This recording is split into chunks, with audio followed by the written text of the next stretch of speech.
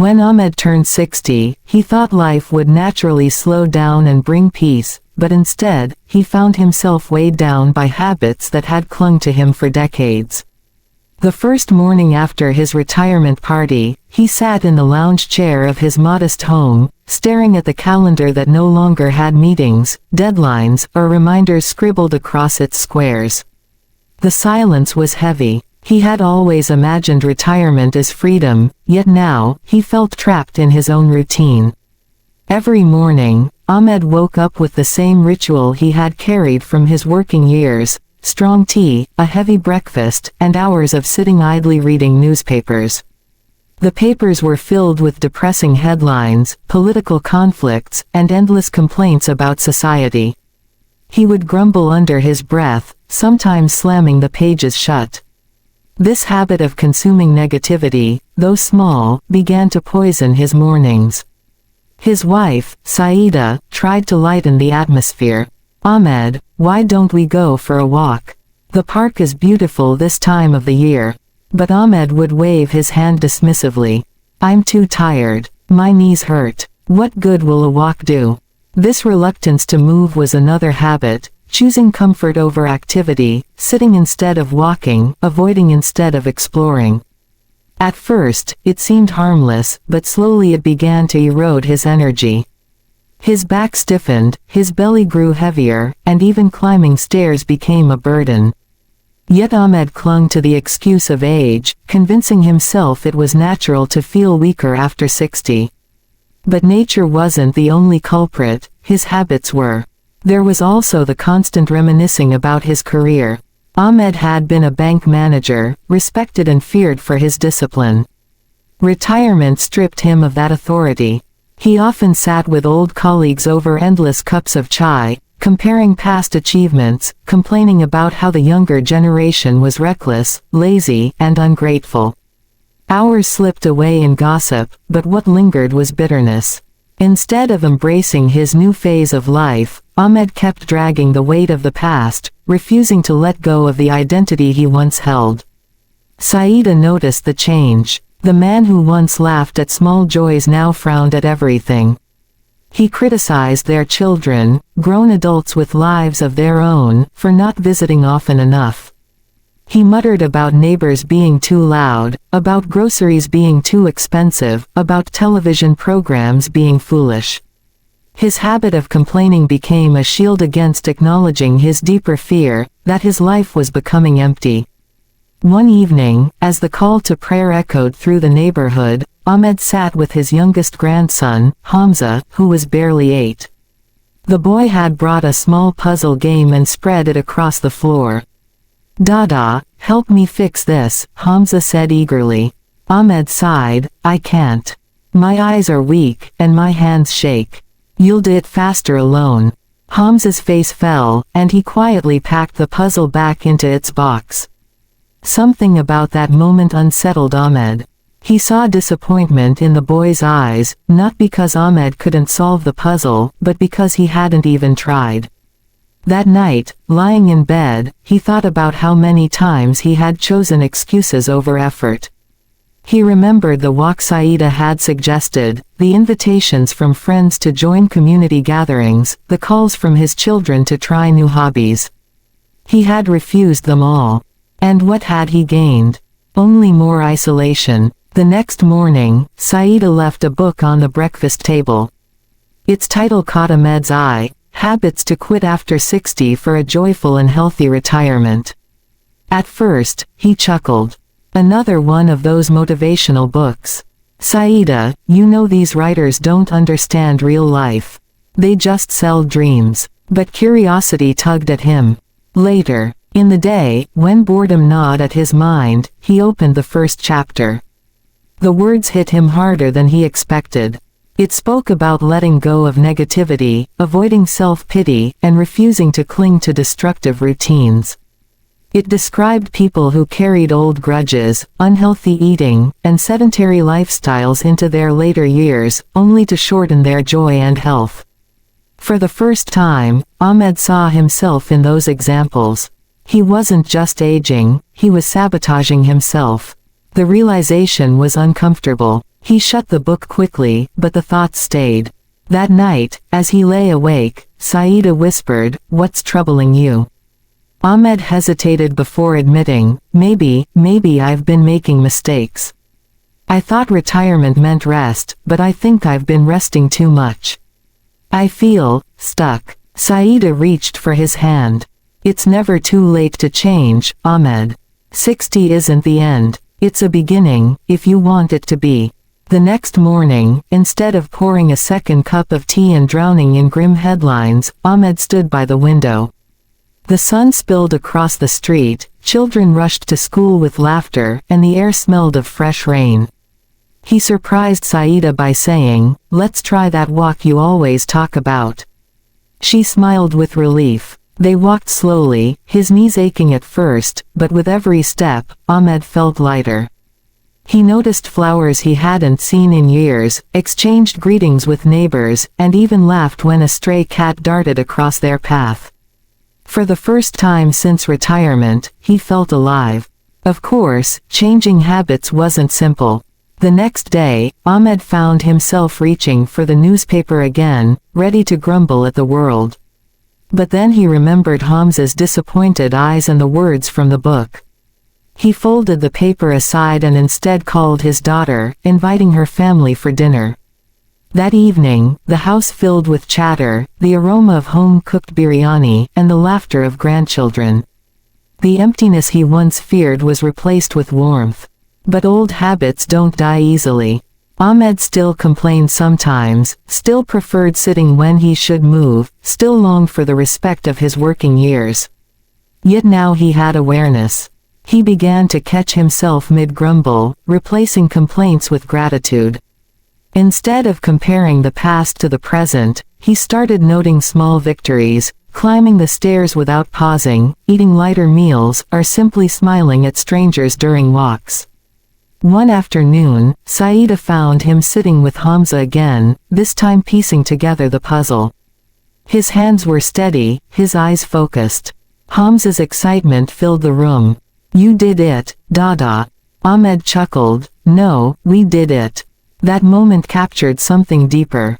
By letting go of stubborn habits, negativity, excuses, laziness, he wasn't just improving his health, he was reclaiming connection, joy, and dignity. Yet he also knew this was only the beginning of his journey. Changing a lifetime of habits at 60 was like steering a large ship. It would take time, patience, and persistence. But for the first time in years, Ahmed wasn't afraid. He was hopeful. And hope, he realized, was the greatest habit of all to keep. After a few weeks of small changes, Ahmed noticed that his days no longer felt as heavy as before. The walks with Saida had become routine, though sometimes he grumbled about his knees. Each time, she encouraged him gently, reminding him that even small steps counted. Slowly, Ahmed began to understand that his body wasn't betraying him, it was waiting for him to treat it better. But while he had begun improving his physical habits, the mental ones were harder. His tendency to dwell on the past often pulled him back. Sitting in the veranda one evening, he caught himself telling an old story for the third time to his neighbor, Rashid. "When I was at the bank," he said, puffing with pride, "I used to handle millions.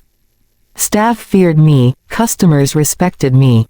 That was real authority." Rashid, younger by 10 years, listened politely but didn't share the same enthusiasm. Ahmed noticed the faint boredom in his friend's eyes, and it struck him that he had become repetitive, clinging to stories that no longer mattered. That night, he admitted to Saida, "Maybe I talk too much about the past." She nodded kindly. "Because you miss it. But Ahmed, you are more than your job. You have today. Don't waste it looking backward." Her words echoed for days. To distract himself, Ahmed tried reading again, but instead of newspapers filled with anger, he picked up the book Saida had given him. This time, he read further. It described a woman who had lived most of her 60s in bitterness, refusing to change her diet, refusing to exercise, and refusing to let go of grudges. She died lonely, with regret filling her final days. The story frightened Ahmed. He closed the book and stared into the quiet night, thinking of his grandchildren. He didn't want them to remember him as bitter or angry. He wanted to leave them memories of warmth, laughter, and wisdom. The next morning, Ahmed decided to test himself. Instead of starting the day with complaints, he began with gratitude. "Thank you, Allah, for another sunrise," he whispered after Fajr prayer. The words felt strange, like shoes that didn't quite fit, but they also felt lighter. Saida noticed the change when he complimented her cooking instead of criticizing the salt. His children, too, noticed. His eldest son, Imran, called one weekend. "Abba, you sound different. Happier." Ahmed smiled. "Maybe I'm learning to be." But even with this progress, another habit lurked in the background: his health choices. For decades, Ahmed had loved fried foods, sugary tea, and late-night snacking. Even after retirement, he excused himself by saying, "At this age, why bother changing?" But after one particularly heavy dinner of fried pakoras and biryani, he felt dizzy, clutching his chest.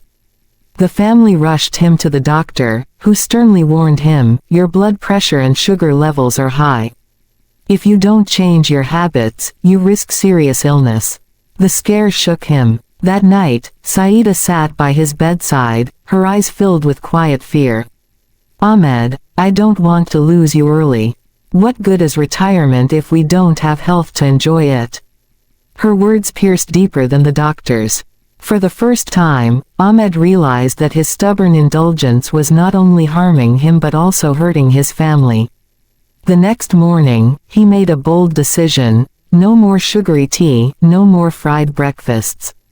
Instead, he asked Saida to prepare fruit, light porridge, and herbal tea.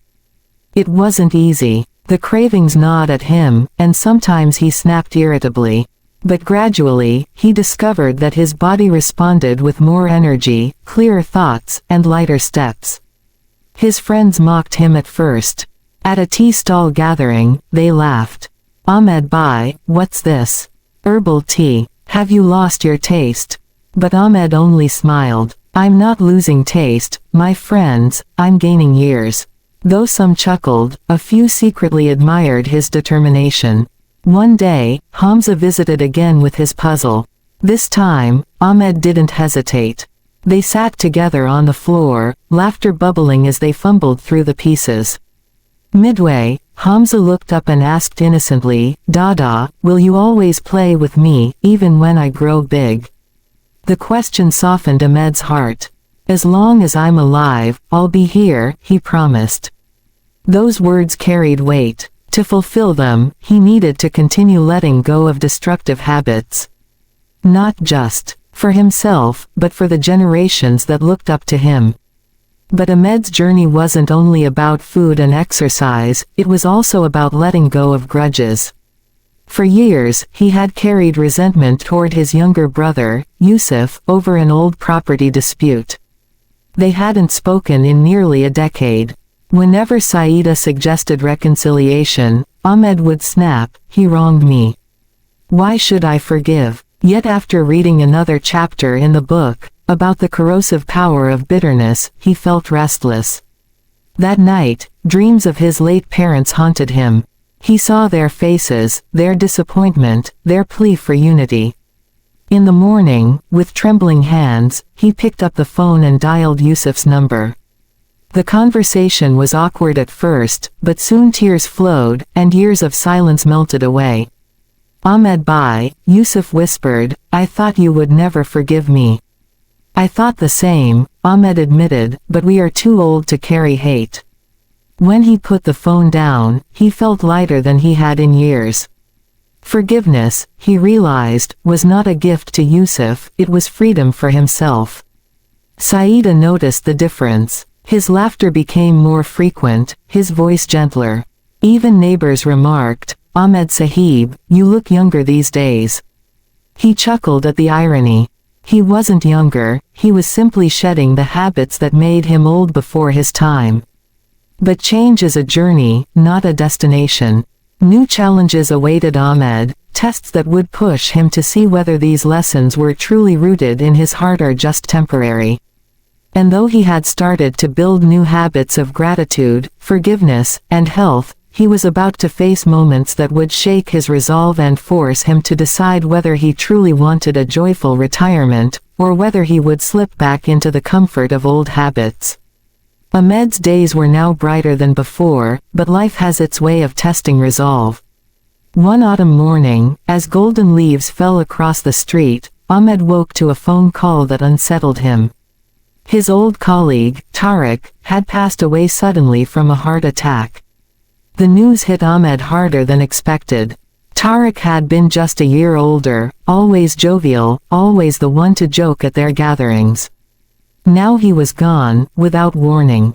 At the funeral, Ahmed stood among familiar faces, many gray-haired like his own, all whispering about how fragile life had become.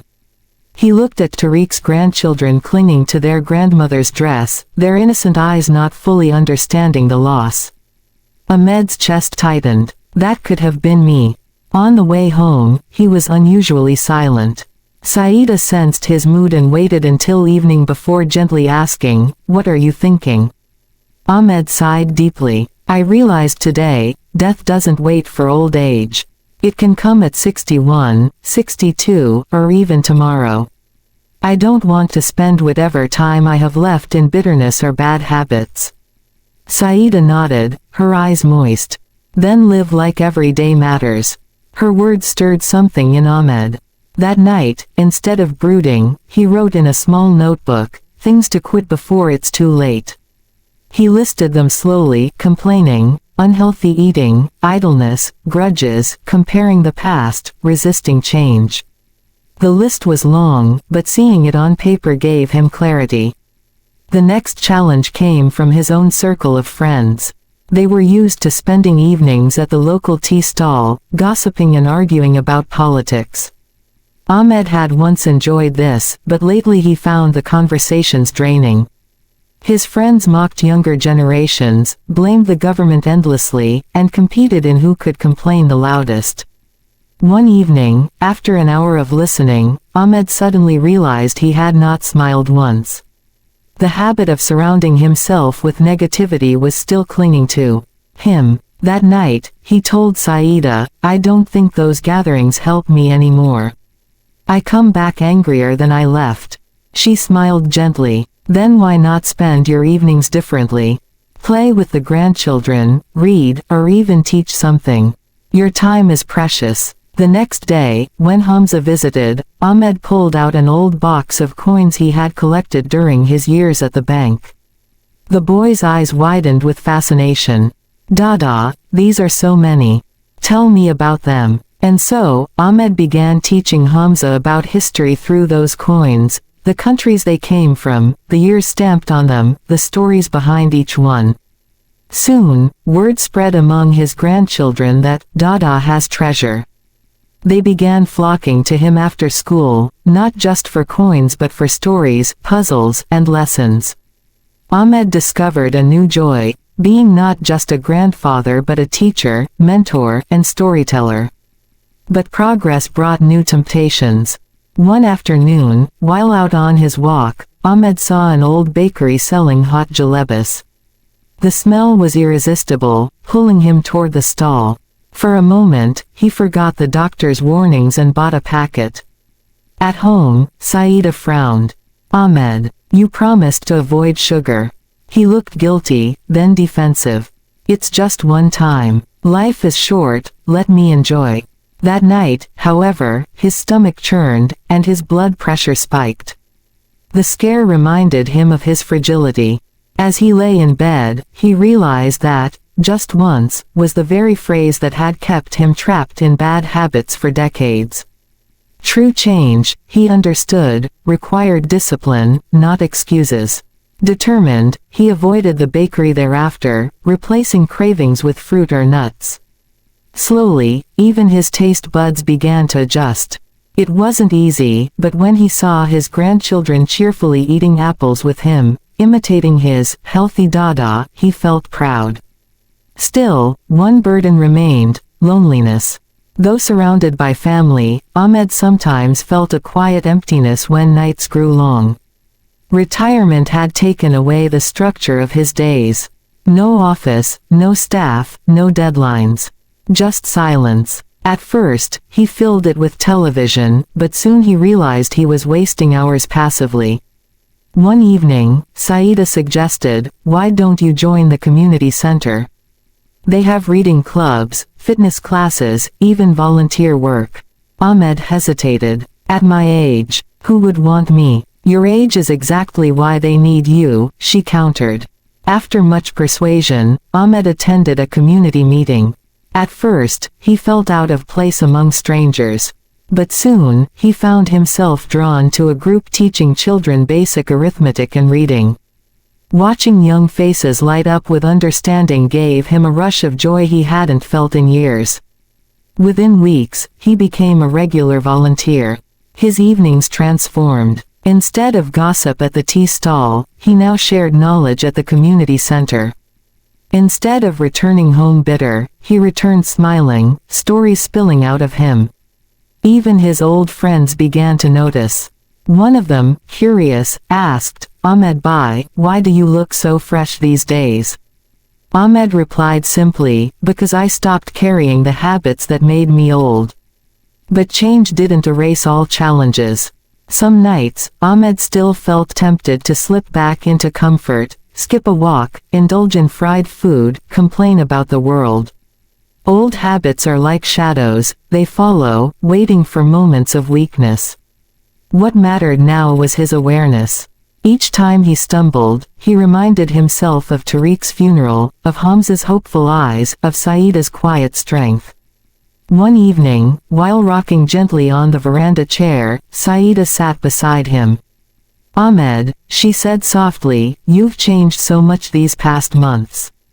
Do you feel it?" He smiled. "Yes. I feel lighter. I used to think retirement was the end of usefulness. But now, I see it's another beginning."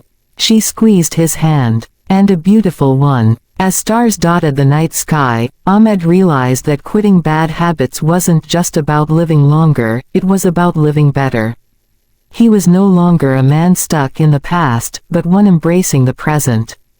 And though challenges still lay ahead, he was no longer afraid of them. For the first time in decades, Ahmed looked forward to tomorrow.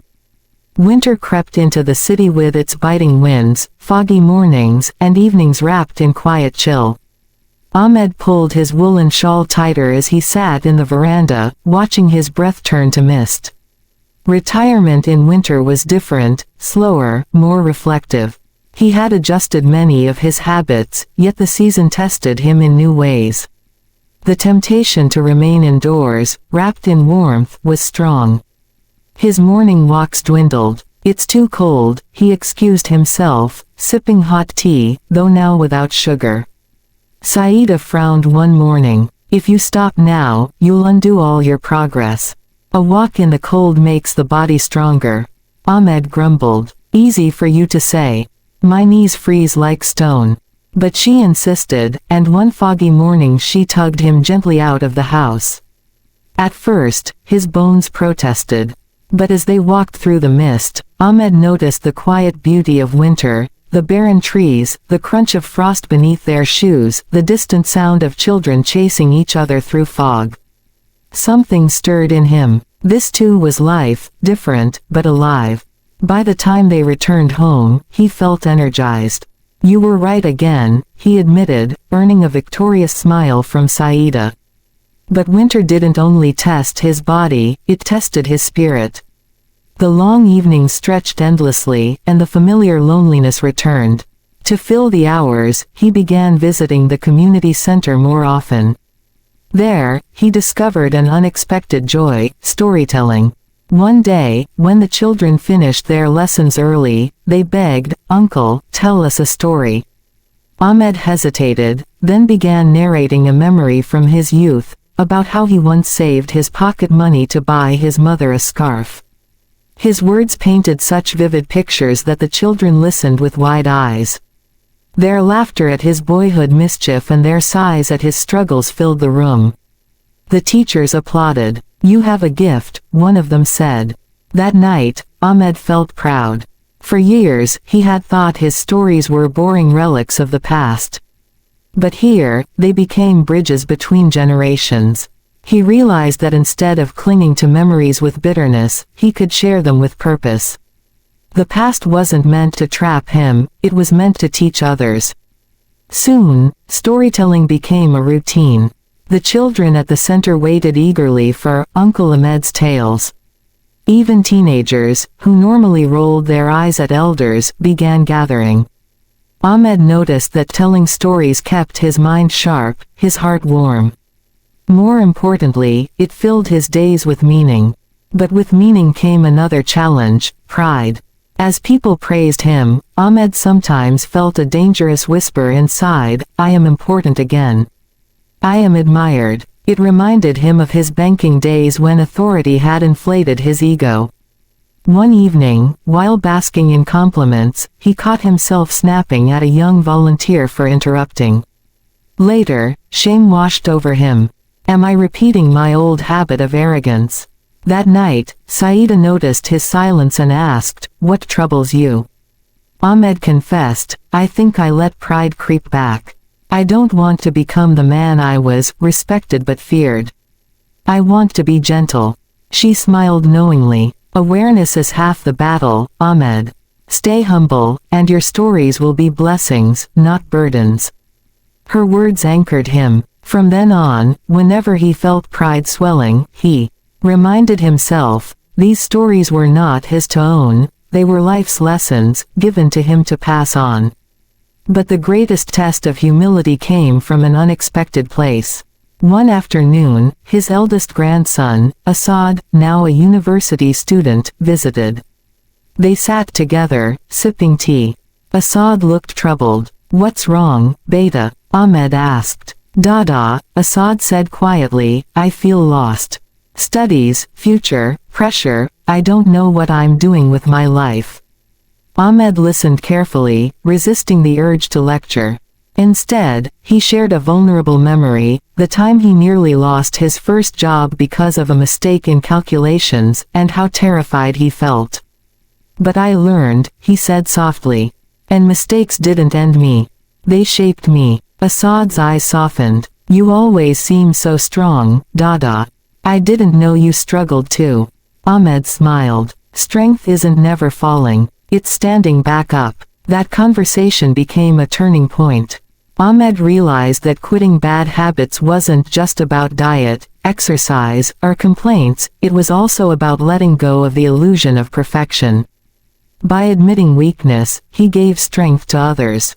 Still, old temptations lingered. One bitter evening, he skipped the community center and spent hours watching television dramas. The next day, he felt sluggish, irritable, and guilty. He recognized it as the shadow of idleness creeping back. Instead of scolding himself, he decided to act. He dusted off an old notebook and began writing down his stories. If he couldn't share them in person every day, at least they would live on paper. Writing became a quiet passion. His hand trembled at first, but with practice, the words flowed. Saida often peeked into the room, smiling as she saw him hunched over the notebook, lips moving silently as he wrote. "Maybe one day," she teased, "we'll publish your memoirs." Ahmed laughed. Who would read the story of an old man? But deep down, he felt a spark of pride, gentle, humble pride, that his life still had value, not only to him but to others. Winter gradually melted into spring. Flowers returned to the park where he walked with Saida, and children filled the air with laughter. Ahmed, too, blossomed. His habits of complaining, idleness, indulgence, and grudges were not completely gone. Habits never vanish overnight, but he had loosened their grip.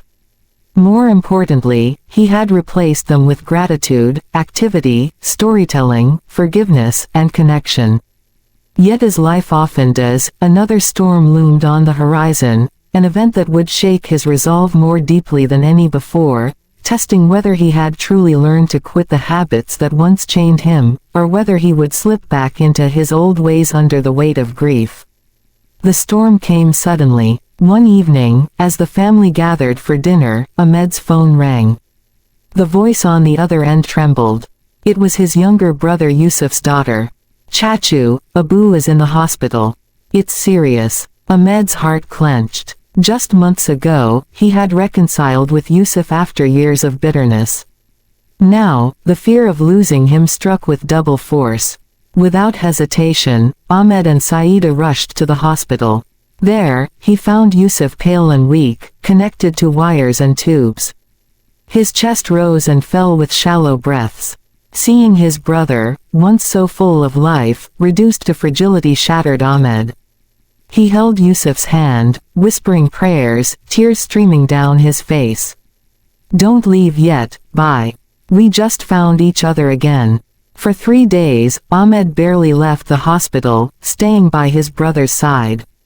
Memories of their childhood returned, running barefoot through fields, fighting over toys, laughing at silly jokes. He realized with piercing regret how much time they had lost because of pride. On the 4th morning, Yusuf opened his eyes weakly and whispered, "Ahmed, thank you for forgiving me." Ahmed's voice broke. "I should have done it sooner." Yusuf managed a faint smile. Better late than never. He passed away that afternoon. The grief hit Ahmed like a tidal wave. Back at home, he sat in silence for hours, staring at nothing. Saida tried to comfort him, but the loss gnawed at his heart. Old habits of despair threatened to return. He stopped going for walks, stopped writing, stopped visiting the community center. Days blurred into nights. One evening, Hamza climbed into his lap with his puzzle box. "Dada, play with me." Ahmed shook his head. "Not today, Beta." Hamza's innocent face fell. "But you promised you'd always play."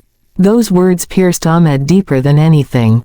He realized he was slipping back into the very habits he had fought so hard to escape: withdrawal, negativity, idleness. He could almost hear the book's warning echo in his mind: don't let sorrow turn into habit. That night, Saida sat beside him quietly, then spoke with gentle firmness. "Ahmed, grief is natural. But don't let it steal the life you still have.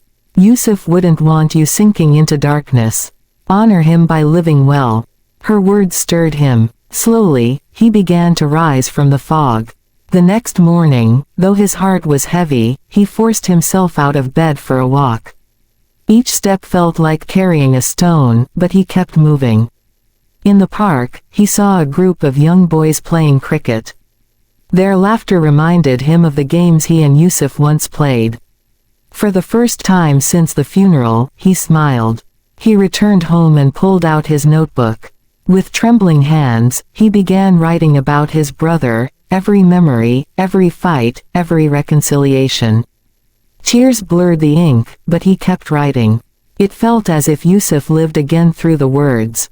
Within weeks, he began sharing those stories at the community center. The children listened wide-eyed, learning lessons about family, forgiveness, and the danger of pride. One boy asked, "Uncle, why did you wait so long to forgive him?" Ahmed sighed. "Because I thought I had endless time. But time is never endless." Those words became a lesson not only for the children but for himself. Gradually, Ahmed realized that quitting bad habits was not just about physical health, it was about emotional resilience. Holding on to grief, bitterness, or guilt was as destructive as sugar or idleness. The habit he now needed to quit was allowing sorrow to define him. With renewed determination, he poured himself into meaningful activities. He organized a small group at the community center called Circle of Stories, where elders shared memories with children every weekend. Soon, the gatherings grew popular. Even his old friends from the tea stall began attending, curious about his new life. Instead of complaining about politics, they now shared wisdom, laughter, and hope. One evening, after a session, an old friend told him, "Ahmed Bhai, you've changed. You're not just living your retirement, you're inspiring ours." The words humbled Ahmed deeply. He thought of Yusuf and whispered a silent prayer, May Allah forgive us both and make my days fruitful. At home, Saida noticed his transformation. You've turned your grief into light, Ahmed, she said with admiration. He smiled gently. Maybe this is what retirement really means, not rest, but rediscovery. Yet even as life brightened, Ahmed knew challenges would never end. Age was still advancing, his body still fragile, and tests still awaited. But he also knew this: every habit he quit opened the door for a new blessing. And with each blessing, his retirement became not just healthy, but joyful. Years passed gently. Ahmed was now 65. His beard had grown whiter, his walk slower, but his spirit shone brighter than it ever had in his working years. Retirement, which once felt like an empty prison, had transformed into a second life filled with meaning. One spring morning, as the sun painted golden light across the neighborhood, Ahmed sat in the veranda with his notebook on his lap.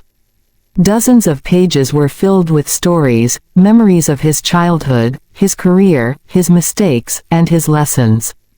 Saida brought him tea and smiled. "You've written so much, Ahmed.